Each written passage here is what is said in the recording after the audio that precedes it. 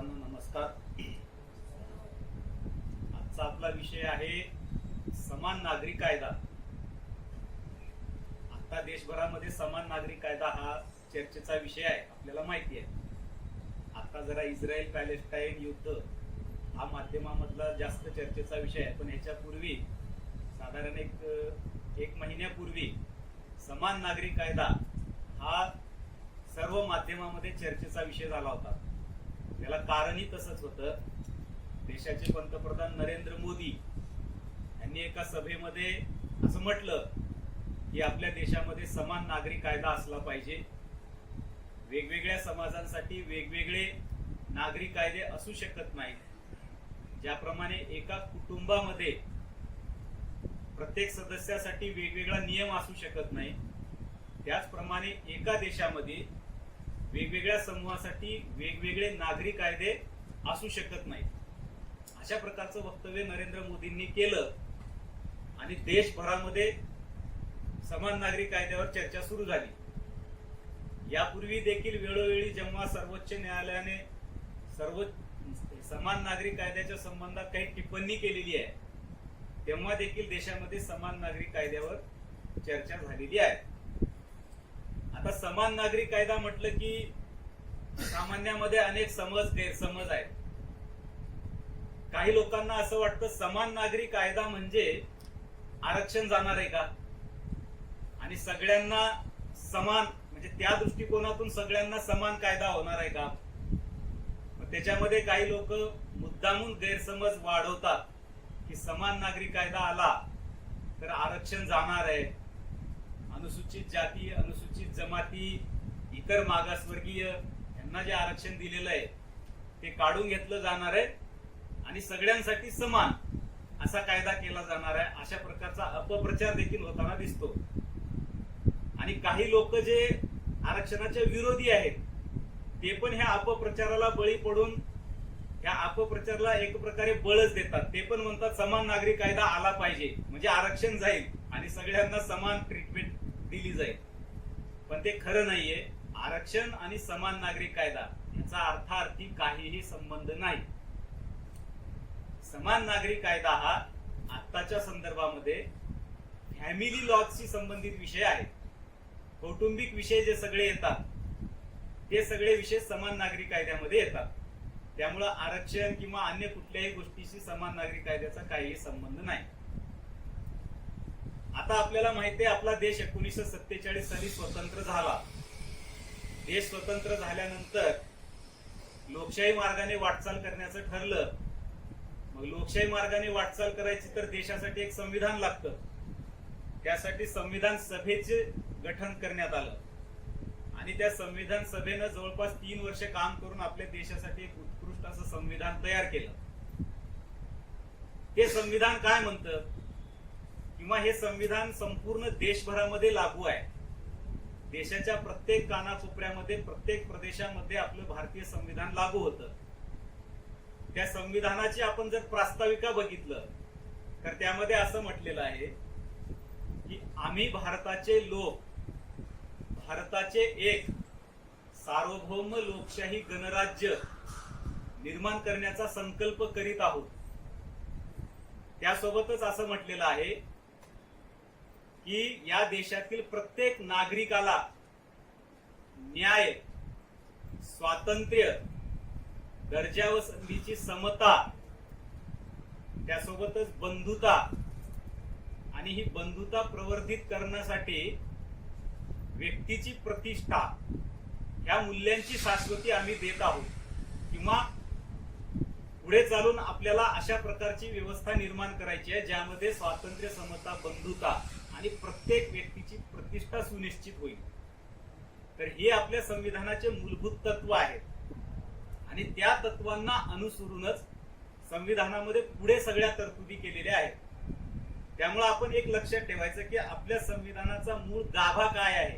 गाभा तत्व जर सांगा असं कोणी म्हटलं आपल्याला तर आपण म्हटलं पाहिजे की आपल्या संविधानानुसार आपला देश हा एक सार्वभौम लोकशाही गणराज्य आहे, ज्यामध्ये प्रत्येक नागरिकाला न्याय, स्वातंत्र्य, समता, बंधुता, व्यक्तीची प्रतिष्ठा त्यासोबतच राष्ट्राची एकता आणि अखंडता, हे शब्द फार महत्वाचे आहेत. राष्ट्राची एकता आणि अखंडता सुनिश्चित करण्याचा संकल्प आपण त्या प्रस्ताविकेच्या माध्यमातून केलेला आहे.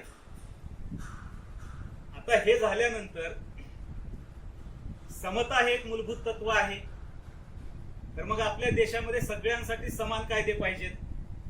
स्वाभाविक म्हणजे त्याचा तार्किक अर्थ असा होतो पुढचा की प्रत्येकासाठी समान समान कायदे पाहिजेत. कुठल्याही क्षेत्रामध्ये नागरिकांमध्ये भेदभाव करता कामा नये. मग आता आपल्या देशामध्ये जर बघितलं तर वेगवेगळ्या प्रकारचे कायदे आहेत, त्याचे प्रकार पाडले जातात. त्याच्यात एक आहे क्रिमिनल लॉ, म्हणजे फौजदारी कायदे. फौजदारी कायद्यामध्ये जे गुन्हेगारी स्वरूपाचे कृत्य येतात ते सगळे फौजदारी कायद्यामध्ये येतात. गुन्हेगारी म्हणजे फिजिकल, हल्ला करणे किंवा जखम करणे, अशा प्रकारचे जे गुन्हे येतात ते फौजदारी कायद्यामध्ये येतात. त्याच्यासाठी इंडियन पेनल कोड आहे, क्रिमिनल प्रोसिजर कोड आहे, एव्हिडन्स ऍक्ट आहे, अशा प्रकारचे अनेक. मग त्याच्या पुढे जाऊन पुन्हा दहशतवादाशी संबंधित कायदे वगैरे असे वेगवेगळे प्रकार आहेत, किंवा अंमली पदार्थाची तस्करी, असे वेगवेगळे कायदे आहेत. हे सगळे कायदे देशभरामध्ये सगळ्यांसाठी समान आहेत. त्याच्यामध्ये तुमचा धर्म कोणताही असो, तुमची जात कोणतीही असो, तुमचं लिंग कोणतंही असो, तुमचा वंश कोणताही असो, भाषा कोणतीही असो, जन्मस्थान कोणतंही असो, त्याच्या आधारावर कोणताही भेदभाव केला जात नाही. एकाने चोरी केली तरी तोच गुन्हा, किंवा दुसऱ्या धर्माच्या व्यक्तीने चोरी केली तरी तीच शिक्षा, दोघांनाही समान शिक्षा आहे. किंवा हिंदू धर्माच्या व्यक्तीने खून केला तरी त्याला तीच शिक्षा, मुस्लिम ख्रिश्चन धर्मातील व्यक्तीने खून केला त्याला पण समान शिक्षा. त्यामुळं सगळे क्रिमिनल लॉज सगळ्यांसाठी समान आहेत. आता दुसरा प्रकार येतो सिव्हिल लॉज.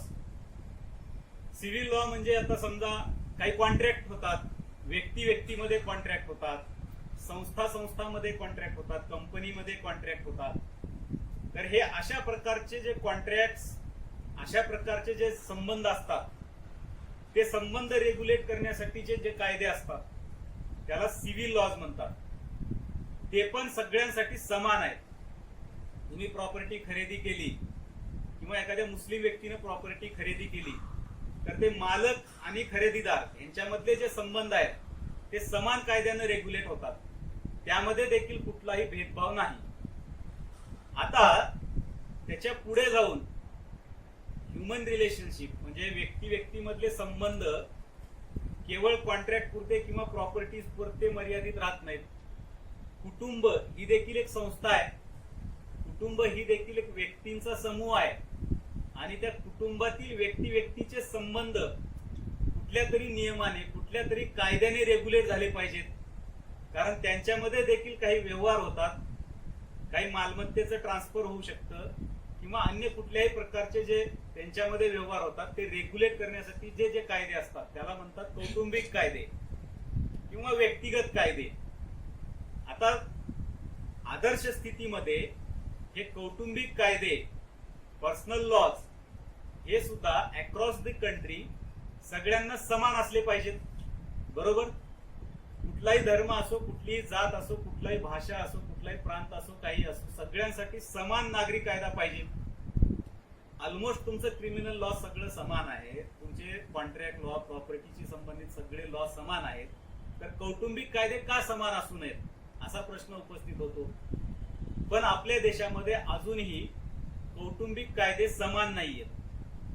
म्हणजे लग्न झालं तर पती आणि पत्नीचे एकमेकांचे अधिकार काय असतील, किंवा पतीला किंवा पत्नीला घटस्फोट घ्यायचा आहे तर त्या संबंधामध्ये कायदा काय असेल, किंवा एखादं मूल दत्तक घ्यायचं आहे तर त्या संबंधात कुठला कायदा असणार.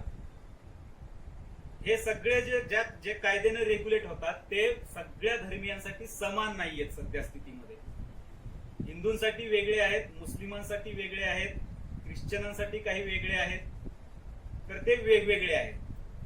आणि समान नागरी कायदा म्हणजे हे जे पर्सनल लॉज आहेत ते सगळे धर्मावर आधारित न राहता सगळ्यांसाठी समान कायदा आणायचा, तो आहे समान नागरी कायदा. त्याचा आरक्षणाशी किंवा तत्सम कुठल्याही विषयाशी काहीही संबंध नाही. ही पहिली गोष्ट आपण लक्षात घेतलं पाहिजे. आता समान नागरी कायदा आणायचा आहे, धर्मावर आधारित कुठलाही कायदा असता कामा नये असा असेल तर हा आणण्यामध्ये अडचण काय असा प्रश्न उपस्थित होतो. अडचण काय आहे, आणलं पाहिजे. पण आता काही एक वर्ग आहे, विशेषतः मुस्लिम, त्यांचा युक्तिवाद असा आहे की आमचे जे वैयक्तिक कायदे आहेत, कुटुंबाशी संबंधित जे कायदे आहेत, ते आमच्या इस्लामनुसारच आम्ही फॉलो करू. आमच्यासाठी तुम्ही वेगळा कायदा, म्हणजे संसद आपली निवडून दिलेली, ती वेगळा कायदा करू शकत नाही. आमच्या इस्लाम मध्ये ते सगळे नियम ऑलरेडी दिलेले आहेत. शरिया कायदा आहे, त्यानुसार आमचा कौटुंबिक विषय सगळे नियंत्रित होतात. त्यामुळे या संसदेला अधिकार नाही की आमच्या कौटुंबिक विषयामध्ये संसद काहीतरी कायदा करावा, असा संसदेला अधिकार नाही, असं त्यांचं आर्ग्युमेंट आहे. ते कशाचा आधार घेतात? आता आपल्या संविधानाने काही स्वातंत्र्य दिलेले आहेत, जसं विचार आणि अभिव्यक्तीचं स्वातंत्र्य आहे, त्याचप्रमाणे धर्म स्वातंत्र्य देखील आपल्या संविधानानं दिलेलं आहे. तुम्ही कुठल्याही देवीची, कुठल्याही देवताची उपासना करू शकता, कुठलेही सण उत्सव साजरे करू शकता, हिंदू धर्म फॉलो करू शकता, मुस्लिम धर्म फॉलो करू शकता, शीख धर्म फॉलो करू शकता. धर्म स्वातंत्र्य आपल्या घटनेनं दिलेलं आहे. मग आता मुस्लिमांचं आर्ग्युमेंट असं आहे, संविधानानं जर धर्म स्वातंत्र्य दिलंय आणि आमचे कौटुंबिक कायदे धर्मानं रेग्युलेट होत असतील तर ते काढून घेण्याचा संसदेला अधिकार नाही, असं त्यांचं युक्तिवाद आहे. त्याच्यासाठी आपण समजून घेतलं पाहिजे की समान नागरी कायदा आवश्यक का आहे आणि तो कायदा केला तर धर्म स्वातंत्र्यावर कोणतीही गदा कशी येत नाही, हे आपण समजून घेतलं पाहिजे. आता समान नागरी कायदा आवश्यक काय आहे मुळामध्ये? एखादा असा प्रश्न करेल की ज्याच्या ज्याच्या धर्मानुसार जे जे कायदे आहेत कौटुंबिक विषयातले, ते प्रत्येकाला असू द्या, त्याच्यामध्ये हस्तक्षेप करण्याची इतकी काय गरज आहे, असा प्रश्न उपस्थित होईल. आता हिंदूमध्ये पूर्वी काही प्रथा परंपरा होत्या. सतीची प्रथा होती, आपल्याला माहिती आहे. ती सर्वव्यापी नव्हती, म्हणजे प्रत्येक विधवा महिला ही सती जात होती असं नव्हतं, पण काही प्रमाणात का होईना आपल्या इकडे सती प्रथा होती. बालविवाहाची पद्धत होती, किंवा आत्तापर्यंत म्हणजे आपल्या आजोबांच्या पिढीपर्यंत बहुविवाह हा देखील आपल्या हिंदू समाजामध्ये मान्य होता. बरोबर? तुमच्या आजोबा पंजोबा कोणीतरी तुम्ही जर चेक केलं तर 2 बायका, कुणाला तरी 3 बायका तरी असल्याचं आढळून येईल. तर बहुविवाह, बालविवाह, सती प्रथा ह्या प्रथा आपल्याकडे होत्या. पण ओव्हर द पिरियड काय झालेलं आहे, हिंदू समाजामध्ये सुधारणा झालेली आहे. सती प्रथा बंद झाली ब्रिटिशांच्या काळामध्ये. हिंदू समाजाने ते स्वीकारलं, बदल, चांगला बदल स्वीकारला. आपले राजाराम मोहन राय यांनी त्यासाठी चळवळ चालवली आणि ब्रिटिशांकडून तो सती प्रथा बंदीचा कायदा करून घेतला. आता त्यावेळी हिंदू समाजानं असा युक्तिवाद नाही केला की सती प्रथा हा आमच्या धर्माचा अविभाज्य भाग आहे, त्यामुळे सरकार यामध्ये हस्तक्षेप करू शकत नाही, आम्हाला आमची सती प्रथा पाळू द्या. अशा प्रकारचा युक्तिवाद हिंदू समाजामधून कोणी तेव्हा केला नाही. ती प्रथा होती, चुकीची होती, हे बहुतांश समाजांचं मत होतं, म्हणून ती सुधारणा स्वीकारली गेली.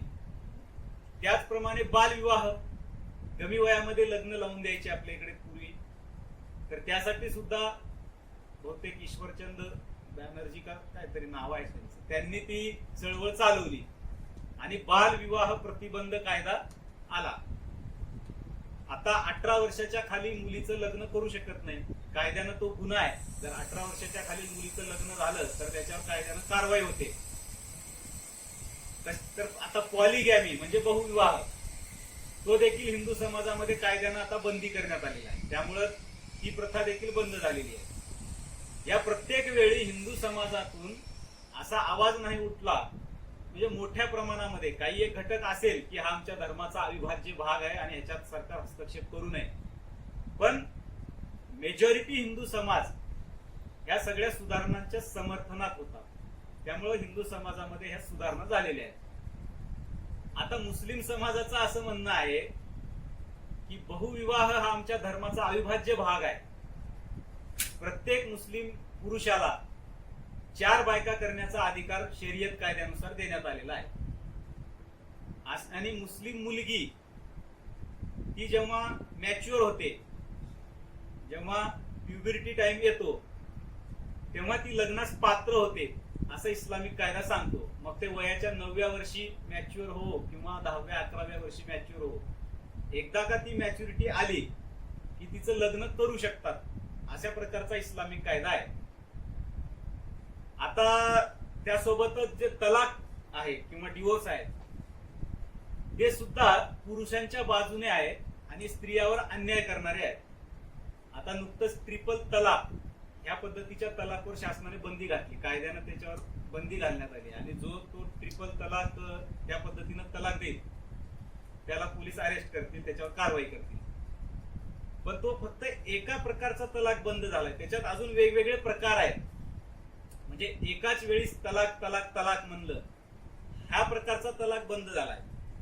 जर काही कालावधीच्या अंतरानंतर तलाक, पुन्हा अजून 1-2 महिन्यानंतर तलाक, अजून 1-2 महिन्यानंतर तलाक असं जर म्हटलं तर ते अजून त्याला प्रतिबंध नाहीये. एका शॉट मध्ये तलाक तलाक तलाक म्हटलं तर त्याला प्रतिबंध घालण्यात आलेला आहे. आणि टप्प्याटप्प्यानं तलाक तलाक तलाक म्हटलं तर त्यावर अजूनही बंदी नाही. आणि मुस्लिम महिला स्वतःहून तलाक घेऊ शकत नाही. तिला जर वाटलं की मला ही आता ह्या व्यक्तीसोबत पुढे चालून आयुष्य कंटिन्यू करायचं नाही, मला डिवोर्स घ्यायचा आहे, तर ती महिला स्वतःहून तलाक घेऊ शकत नाही. पुरुष स्वतःहून कधीही तलाक देऊ शकतो. तलाक दिल्यानंतर त्या महिलेची पोटगीचा जो प्रश्न आहे तो पण किती द्यावा, तिची उपजीविका त्यातून भागते का, अशा प्रकारचे खूप प्रॉब्लेम्स आहेत. तर ते सगळे स्त्रियावर अन्याय करणारे असे प्रथा परंपरा इस्लामिक कायद्यामध्ये आहे. तर आता समान नागरिक कायदा का आवश्यक आहे, तर त्यातला सगळ्यात महत्वाचा मुद्दा म्हणजे जे आपल्या संविधानानं स्वीकारलेलं आहे समतेचं तत्व. पुरुष स्त्रिया जात पात धर्म न पाहता सगळ्यांना समान हक्क असले पाहिजेत. इक्वॅलिटी हे एक महत्वाचं तत्व आहे. दुसरं जेंडर जस्टिस, स्त्रियांना न्याय मिळाला पाहिजे. स्त्री आणि पुरुष कोणत्याच बाबतीमध्ये आपण त्याच्यामध्ये दुजाभाव करता कामा नये, अशा प्रकारचं संविधानिक मॅन्डेट आपल्याला आहे. त्यामुळं इक्वॅलिटी आणि जेंडर जस्टिस हे समान नागरिक कायद्याचा मुख्य आधार आहे. आता दुसरं अजून एक कारण आहे समान नागरिक कायदा का आवश्यक आहे. एकाच देशामध्ये वेगवेगळ्या समूहासाठी वेगवेगळे कायदे असणं हे राष्ट्रीय एकता आणि एकात्मतेच्या दृष्टीनं सोयीचं नाही. त्यामुळं काय होतं, समाजामध्ये वेगळेपणाची भावना निर्माण होते. आपल्याला माहित आहे आपला देश जेव्हा स्वतंत्र झाला तेव्हा आपल्या देशाची फाळणी देखील झाली, धर्माच्या आधारावर झाली. आता ती वेगळेपणाची भावना कशामुळे निर्माण झाली, ज्यामुळे देशाचे 2 तुकडे झाले. तर त्यामध्ये वेगवेगळे घटक आहेत, ज्यामुळे ही अलगत्वाची, आम्ही वेगळे आहोत अशी भावना निर्माण होते. त्याच्यामध्ये हा नागरिक कायदा हा एक प्रमुख घटक आहे की आमच्या चालीरीती वेगळ्या आहेत, आमच्या प्रथा परंपरा वेगळ्या आहेत, आमचा धर्म वेगळा आहे, त्यामुळे आम्ही तुमच्यापेक्षा वेगळे आहोत, त्यामुळे आम्हाला वेगळा देश घेण्याचा अधिकार आहे. अशा प्रकारचा फुटीरतावादी प्रवृत्ती वाढू नयेत म्हणून देखील सगळ्या लोकांसाठी सगळ्या प्रकारचे कायदे समान असावे लागतात, ज्यामुळे देशाची एकता आणि अखंडता मजबूत होते. त्यामुळे समान नागरिक कायदा ह्यासाठी आवश्यक आहे. Equality, gender justice, unity and integrity of nation, unification and consolidation of nation. तर ह्यासाठी समान नागरिक कायदा आवश्यक आहे. आणि जेव्हा संविधान सभा संविधानाची निर्मिती करत होती तेव्हा जे आपले सगळे महान नेते त्या संविधान सभेमध्ये होते त्यांना याची पूर्ण कल्पना होती की आपल्या देशाची फाळणी कशामुळे झालेली आहे.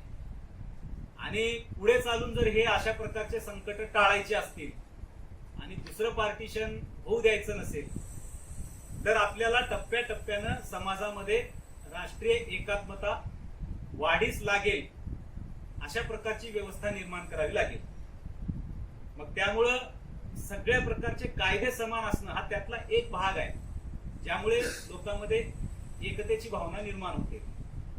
आता हे तेव्हाच का नाही केलं, असा एक प्रश्न उपस्थित होतो. समान नागरी कायदा जेव्हा भारत स्वातंत्र्य झाला, संविधानाची निर्मिती झाली, तर तेव्हाच का नाही केला, तेव्हा देखील हा प्रश्न उपस्थित झाला होता. आता आपल्या संविधानामध्ये दोन भाग आहेत, जे त्याला संविधानाचं कोर म्हणताय, गाभा म्हणताय. एक संविधानाचं प्रकरण 3 आहे, जे मूलभूत हक्क दिलेले आहेत ज्यामध्ये. दुसरं आहे प्रकरण 4, ज्यामध्ये राज्य धोरणाची मार्गदर्शक तत्वे दिलेलं आहे. म्हणजे शासन कशा पद्धतीनं काम केलं पाहिजे, कोणती धोरणं राबवली पाहिजेत, हे प्रकरण 4 मध्ये दिलेलं आहे. आणि नागरिकांचे मूलभूत हक्क काय असतील हे प्रकरण 3 मध्ये दिलेलं आहे. त्यामुळे आपल्या संविधानाचा जर अभ्यास करायचा असेल तर तुम्ही फक्त संविधानाची प्रास्ताविका, संविधानाचं प्रकरण 3 मूलभूत हक्क, संविधानाचं प्रकरण 4 राज्य धोरणाची मार्गदर्शक तत्वे आणि 4 मूलभूत कर्तव्य, एवढं जरी अभ्यास केलं तरी संविधान तुम्हाला बऱ्यापैकी समजून जाईल, कळून येईल. बाकी पुढच्या ज्या तरतुदी आहेत, पुढचे जे सगळे माझ्यामध्ये जवळपास 22 प्रकरण आहेत, तर ते सगळे प्रशासनाशी संबंधित आहेत. पण हे प्रास्ताविका, मूलभूत हक्काचं प्रकरण आणि राज्य धोरणाची मार्गदर्शक तत्वे, या 3 गोष्टी तर प्रत्येक नागरिकाला माहिती पाहिजेत. आणि ते काही फार मोठी चॅप्टर्स आहेत असं नाहीये.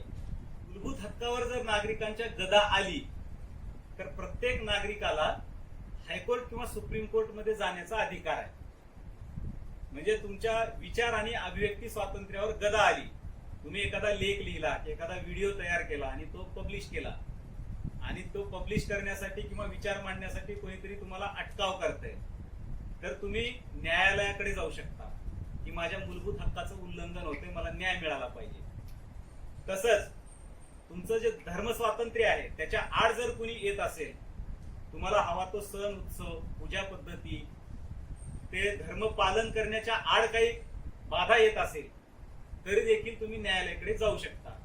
त्यामुळे प्रकरण 3 मध्ये जितके मूलभूत अधिकार दिलेले आहेत त्याच्यावर जर गदा येत असेल तर न्यायालयाकडे जाऊन तुम्ही ते परत मिळवू शकता.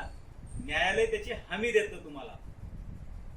आता हे समान नागरी कायदा देशात झालाच पाहिजे म्हणून तुम्ही न्यायालयाकडे जाऊ शकत नाही, कारण ते मूलभूत हक्क म्हणून तिथं तरतूद केलेली नाही समान नागरी कायद्याची. ते प्रकरण 4 मध्ये म्हटलेलं आहे की शासनाने समान नागरी कायदा आणला पाहिजे. ते प्रकरण 4 मध्ये आहे. म्हणून कोणताही नागरिक सर्वोच्च न्यायालयामध्ये जाऊन असं म्हणू शकत नाही की आपल्या संविधानानं सांगितलंय समान नागरी कायदा असला पाहिजे, तर तुम्ही शासनाला असे निर्देश द्या की देशामध्ये समान नागरी कायदा, असं म्हणता येत नाही. जर मूलभूत हक्काच्या प्रकरणामध्ये ते समाविष्ट केलं असतं तर कदाचित तसं म्हणता आलं असतं. पण मार्गदर्शक तत्वामध्ये टाकलेलं आहे समान नागरी कायदा, त्यामुळं न्यायालयाकडे जाता येत नाही.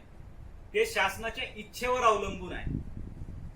आता शासनाच्या इच्छेवर जरी अवलंबून असलं तरी शासन ते कितीही काळासाठी प्रलंबित ठेवू शकत नाही. आता समान नागरी कायद्याचा विषय अनुच्छेद 44 मध्ये येतो. त्यामध्ये म्हटलेलं आहे की शासनानं संपूर्ण देशासाठी एक समान नागरी कायदा केला पाहिजे.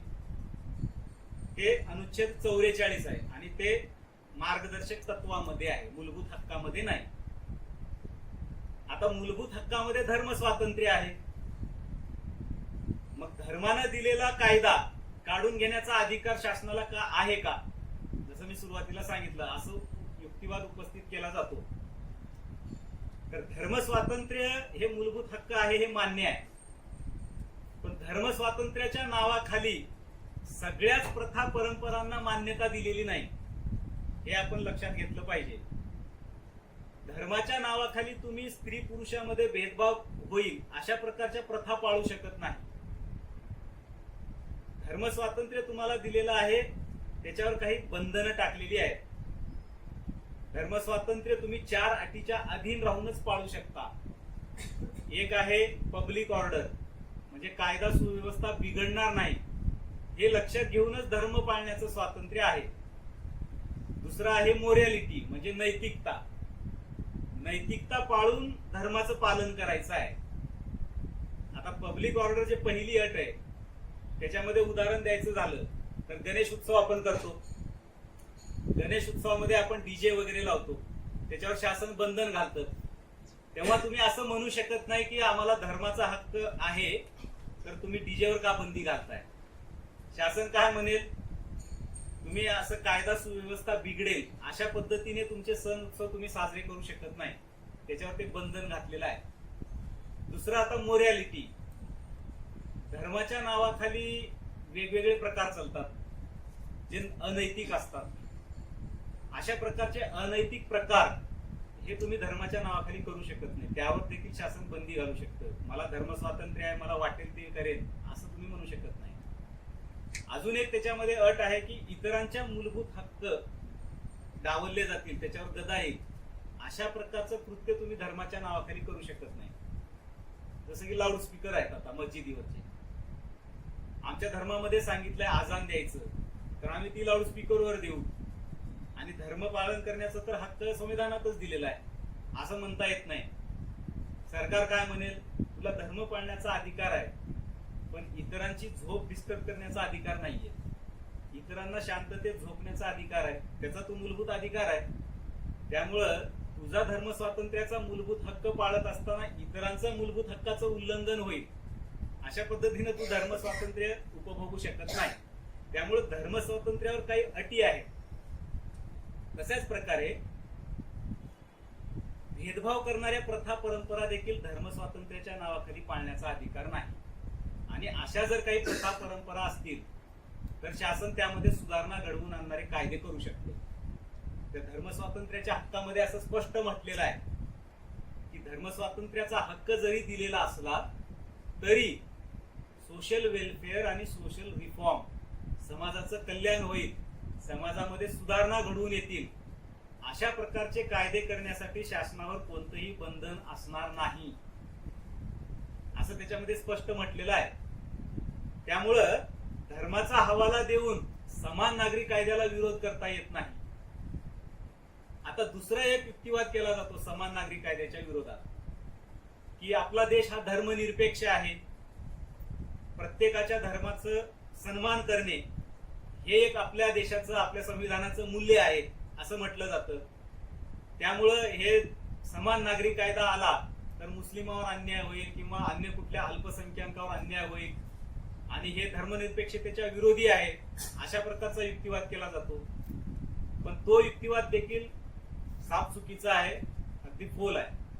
ते का, तर धर्मनिरपेक्षता म्हणजे प्रत्येकाला वाटेल ते करण्याचा अधिकार नाही, जसं मी आधी सांगितलं. त्यासोबतच धर्मनिरपेक्षता म्हणजे सर्व धर्म समभाव हा जो अर्थ घेतला जातो तो अर्ध सत्य आहे, तो पूर्ण सत्य नाहीये. सर्व धर्म समभाव म्हणजे धर्मनिरपेक्षता नाही.